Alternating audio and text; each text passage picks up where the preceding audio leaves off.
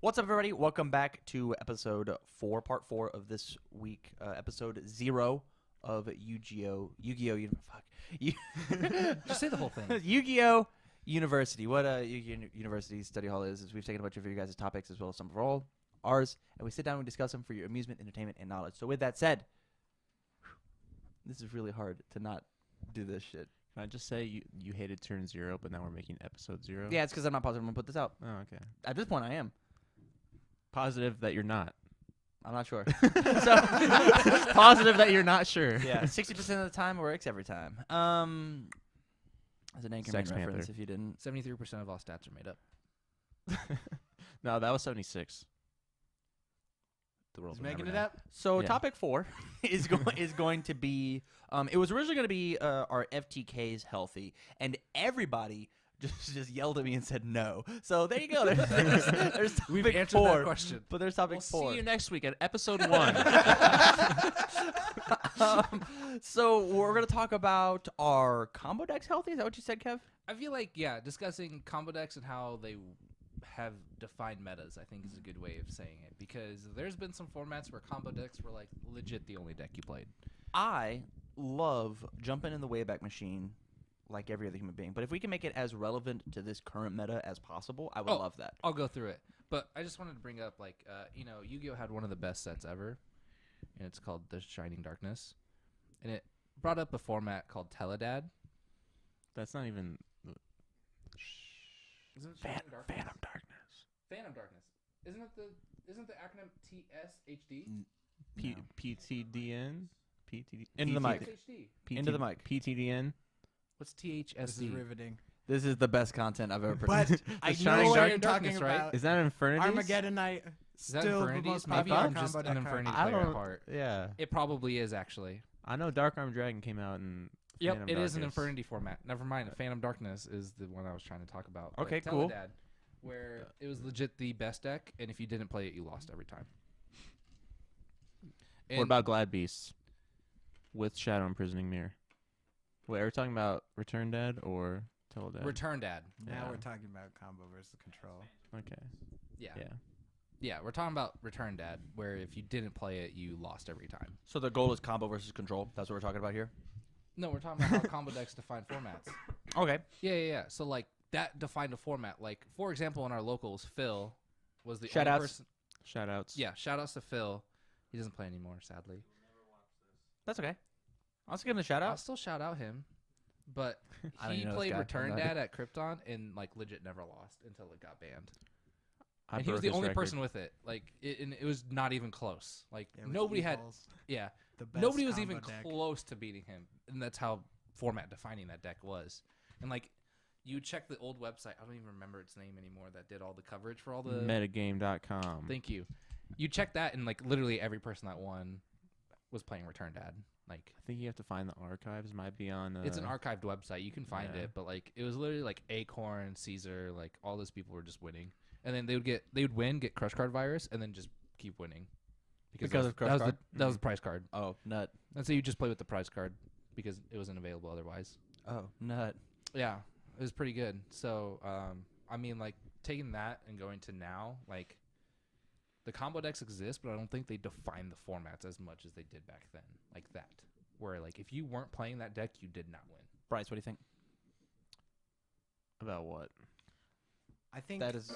that's true more so right now than it was a couple months ago, where if like you sit down and you like almost know your opponent's goal is to like take both zones or kill you were the two kinds of combos that were like happening. Are you talking about the danger firewall combos and stuff like that? Yeah, Dangers were trying to just FTK you and end the game, but like Goki, it pretty much their combo pretty much ends the game on the first turn, but you get the illusion that you're allowed to play. You can have because- raw sphere mode. Yeah, you can have exactly raw sphere mode. Unless they're gumblaring you, then you lose anyways. Yep. So, because their goal yeah. their goal was to summon monsters and occupy all the extra monster zones, shutting you out from your extra deck. And they could do it with pretty high success rate because they only needed like 2 warriors to start that off. That sounds fairly easy. In a Quick and easy. Yeah. But so like talking about that, so that was like a format defining combo, right? Like that was like Kind of. If you weren't doing that, you were playing control. If you weren't trying to extra link which is the Or term for taking FTK. out the zones. Yeah. Both of them are like an FTK in some way, kind of. yeah. But it's not like other people won with other decks though, right? Yeah. Yeah. Yeah. The controller decks. Yeah. So like I think combo decks inherently are bad for the game.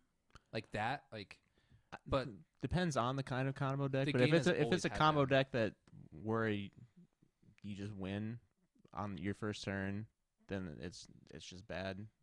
Like I mean, I don't know what else exists at this point for combo decks. Every other deck is just like either set traps or that's about it. yeah. Burning Abyss is like the closest to just A that. non FTK combo. Yeah, where you're like trying to pick apart their setup and get at them more so than. Do you Yeah. think like that's the inherent issue with combo decks is that the monsters are like too big and such, and so like you make this field of a bunch of stuff and you combo out, but then like you don't actually get to the 8K that turn.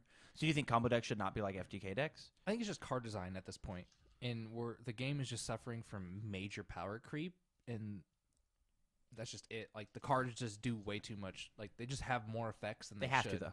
Yeah, but and that's the point. Is like they have to. They just kept having to do it, and now you're at a point where every card has 3 effects, and yeah, and they're all 3 really good effects. I don't think the stats really matter. It's more about like what they do. Because like if you're playing a danger and you just end your board with like triple Bigfoot, your opponent doesn't care. It's just like 3,000 monsters. might They just have to take have all like of them with some. Sky Strikers. Yeah, they have to. Your board has to have some sort of like interactability with your opponent, or to make it so you either win. What was that? Too consistent little risk is the next Yeah. thing we're gonna talk about, I guess. But Sorry, I guess sounded really condescending. Sorry, Jeremy. yeah, I forgot what I was talking about. That's why I didn't want to say it out loud. It's okay. I think you were talking about how they're a little too consistent with not enough risk. I think that's where we were. So yeah, these combo decks, you can start off with 2 cards, any of your Two 230 warriors. cards. 2 warriors. That's pretty consistent. Little risk because if you get hand trapped twice, you're like sick. I'll just keep summoning warrior monsters and they're dead. And I have 2 more games to try.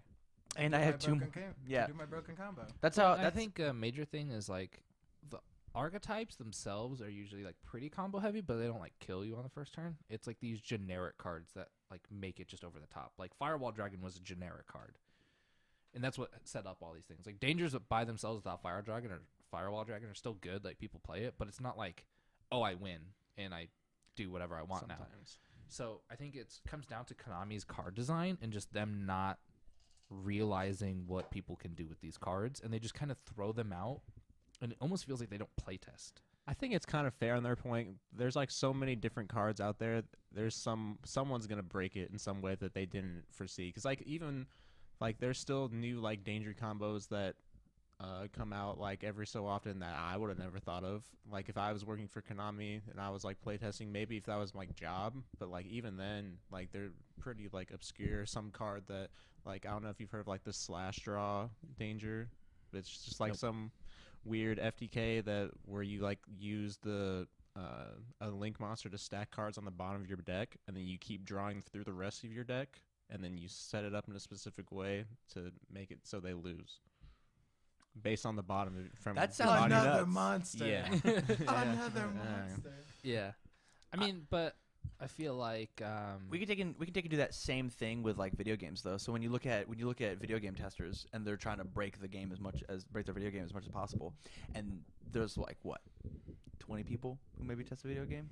Let's say generously 100, and then you throw it out into the mass market and it sells 9 million copies. Someone's Hey, gonna somebody break found it. something you didn't find. Yeah, and that's the same thing exactly. with like you've got these big play groups that are going to get together and be like, hey, how do I break this card? Hey, everybody, we have 24 people. Break this card. Oh, we did it. Now let's break every other card from this set.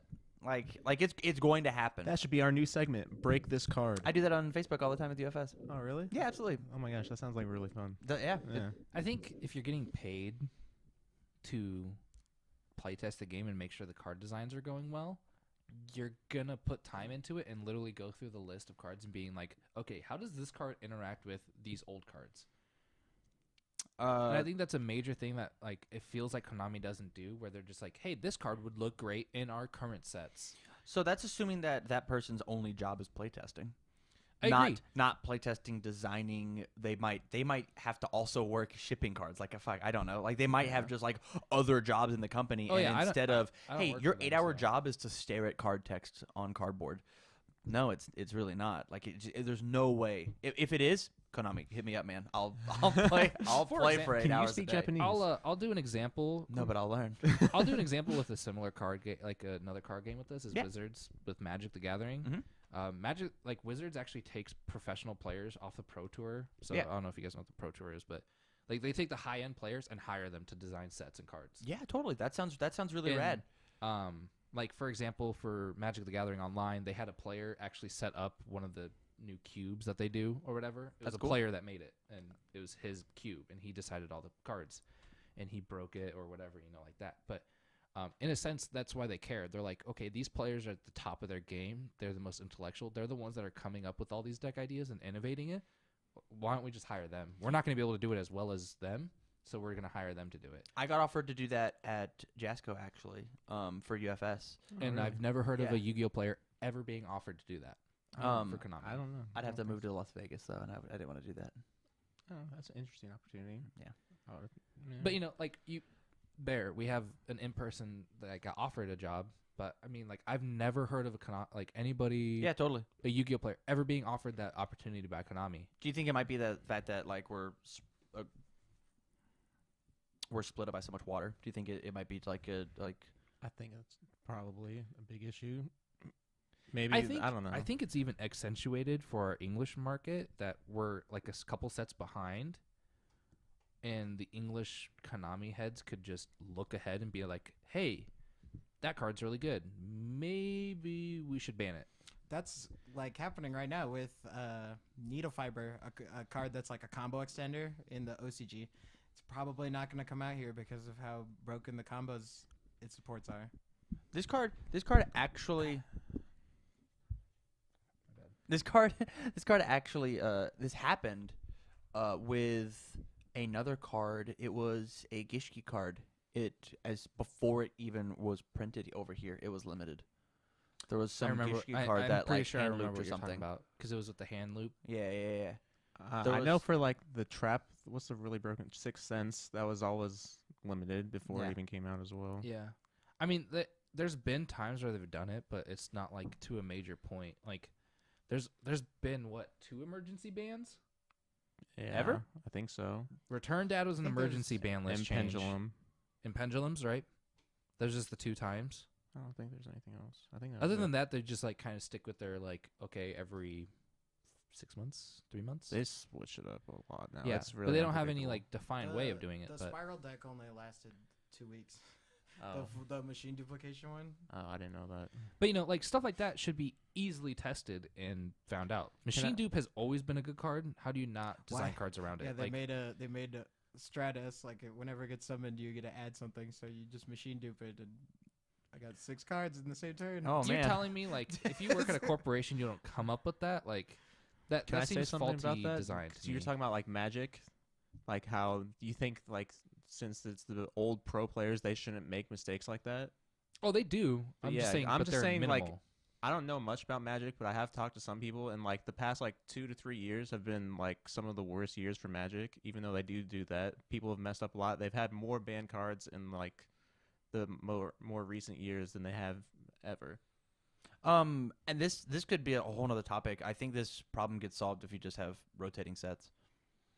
Yeah. Like if you had rotating sets, but that gets away from the spirit and the uniqueness of Yu-Gi-Oh, which we will get into about in next week's episode. We'll talk about that. Episode 1. Episode 1, the launch. But we definitely got off track of combo decks that define a meta. I'm not saying it's That's bad, what but happens. It is a conversation. It goes where it needs to, Arguably, right now the best deck is a control deck. So which is Sky Striker. A lot of people would say that's the best deck right now. I don't know if I necessarily agree, but it has the most people playing it, and because more people play it, more people top with it, Who but it here doesn't win with who it. here in town is playing it. I have no idea. Like Josh, and some people mix it with Trickstars. 2 people. Apparently 2 people are playing 2 it. minutes. 2 minutes left on that camera. Cool. To say about Sky Striker, but I was watching interviews with Vladis, and he's a Gemini FTK player, and he Yeah. literally said that that's the best matchup because they literally don't do anything against you. Yeah. And so, like, I like that dynamic where, like, these decks get better and then these other decks, like, shine after that.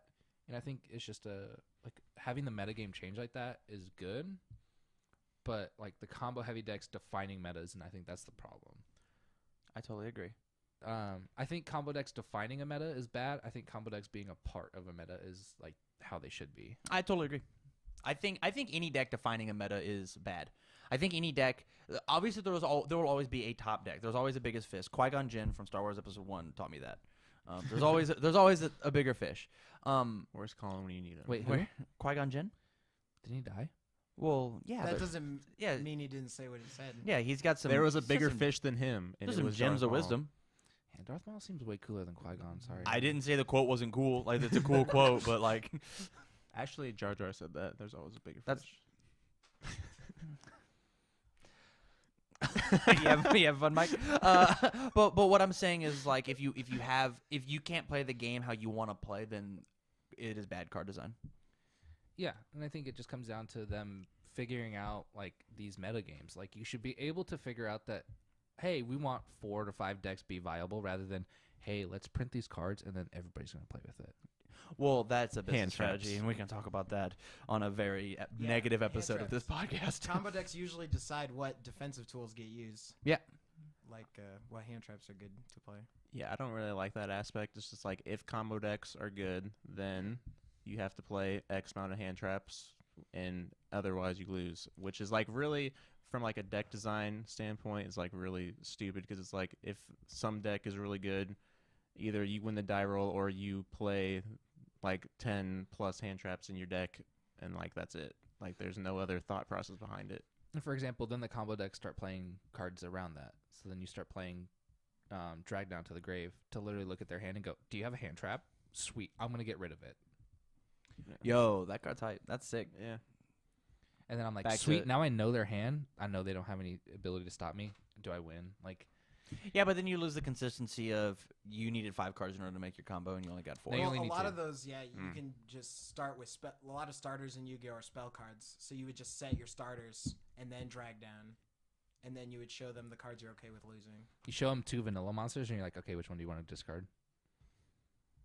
Vanilla means a monster without an effect for anybody who is new. It's a reference to the color of the card. And vanilla is playing. But, I mean, Okay. Everybody likes chocolate. I just always come down I to hate card design, chocolate. and I always said that too. Is like, whenever a deck would become the best deck, I was like, what is Konami doing? Like, I'd always blame the company. Like, what are they doing thinking to print these cards? Like, how do That's you a not? bad mindset. I'm sorry. How do you I not have go to say into it and just be like, hey, I let's think make it's a our bad mindset. let's make our game healthy. Instead, they're just like, we'll just print cards and hopefully it sells a bunch. I mean, you can say that they do that. I don't think they necessarily do that. They definitely print cards that are better than others, but I don't think it's a good mindset. Instead of like blaming other people, you should just like find the solution. There's so many cards in the game. You should find the solution for yourself. It's a game. Don't try to just like. what a positive thing to say coming out of Bryce. Let's go. I'm just saying. I'm just saying. There's a solution to the problem somewhere in the game. Maybe it's a bad solution and it's stupid. and it's not I something you don't- want to play. Yeah. Let's but say there when is Dragon one. Rulers first came out, how many packs of that set did you open, Marasco? 20 packs. A lot. You think you opened 20 packs only? No, Yeah. Probably like over 100. Way more than that. I don't think so. Into the mic. Into the mic. I think it might be upwards of 50 packs. Okay, sure. I mean, like when Dragon But Rulers that's first because came I was out, trying like to build spellbooks, not Dragon Rulers. that I love set that was deck. sold That deck out did like nothing.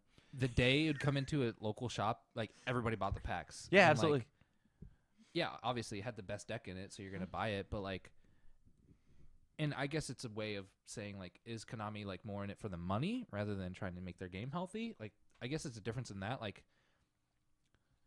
you can always debate that and dispute it, but sometimes you can clearly see that it's about the money rather than them trying to make the game healthy and good. The game might not have been healthy, but I felt like Dragon Ruler mirrors were healthy. And there I was felt a the same thing about the solution in dolls. YGOU with like a bunch of floodgates. That was a solution. Some dude, I don't remember who it was. He won some YCS. He just mained like a bunch of floodgates and beat all the Dragon Ruler That was players. Sam Pedigo. Yeah, that guy. Shout outs to Sam. Thanks for watching the video, buddy. We know you need it. You're welcome for all the advice from us retired has-beens. But, you know, like, where are the Dragon Rulers at now? Oh, wait, they're all banned. They're all banned. Yeah. I get Deep that. beneath the earth. I get that. Yeah, bad I design think on the that. water one should come back, but that's very biased.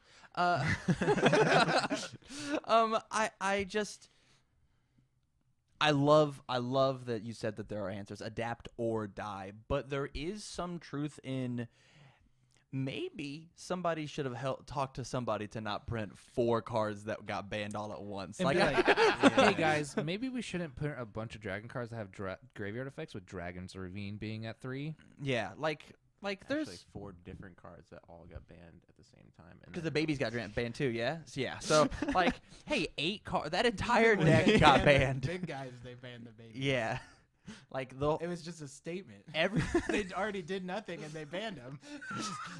They're fine now. Don't worry, we guys. just we apologize. We were going through a rough spot. We broke up with our girlfriend, and we just had to make something that mattered in the relationship. They got personal. Oh, I'm sorry. No, it's all right. It's You not know, personal. like, It's anytime just there was, like, a business. format-defining deck, like, obviously they, like, reprimanded it and, like, were like, oh, like, let's ban it all. But my theory is that, like, let's just not make them in the first place. Like, I think it's hard to do that. Something's always going to be the best. Oh, I agree. mean, you don't know if it's going to be like format defining until like it's Format open defining. to yeah, essentially. I think you build your main deck to fight what's the best, and then you build your side deck to fight the rest. 200 IQ. There it is, right there on the screen. Alex Nebraska, 2019. Guys, I kind of want to bring this to a close. I think we hit just a little over an hour, and I think this was a fantastic episode 0. Did you have fun? Yeah, it was great. Did you have fun? Yeah. That's good. I also had fun. It's a good way to get your thoughts out into a format that Isn't it? It is allows you to more Yes. articulate. Yes. more speak good ideas come out mouth. eloquently Quick said. and easy. So with that, I'm gonna bring this episode to a close. If you like the content, please subscribe, share in your group chat, share on your local Facebook pages. This is something that we want to try and make big and better and more awesome. If this does go live to the public, which I'm pretty sure I might just do it, just to like get our voice out, even if it's in a private video and we just share it around Omaha, just to get people interested. Remember, click the bell. I don't know what that does, but click the bell. It gives them emails. Notifications. It's notifications. Like, Yeah, comment, do subscribe, that. hit the bell, please. Hit the bell. By the way, if you have an Amazon Prime account, you can link it to your Twitch account, and then you can give us a free Prime subscription. Okay. I think you have to go to UFS University to do that, but sure. That's the only way we're gonna. Link in Remember, the Amazon description. Prime. Amazon Prime. Amazon Prime. You can also go to Patreon if you're really into it. So with that, I'm gonna bring this episode to a close and stay learned, everybody. You guys don't know the catchphrase, so see ya.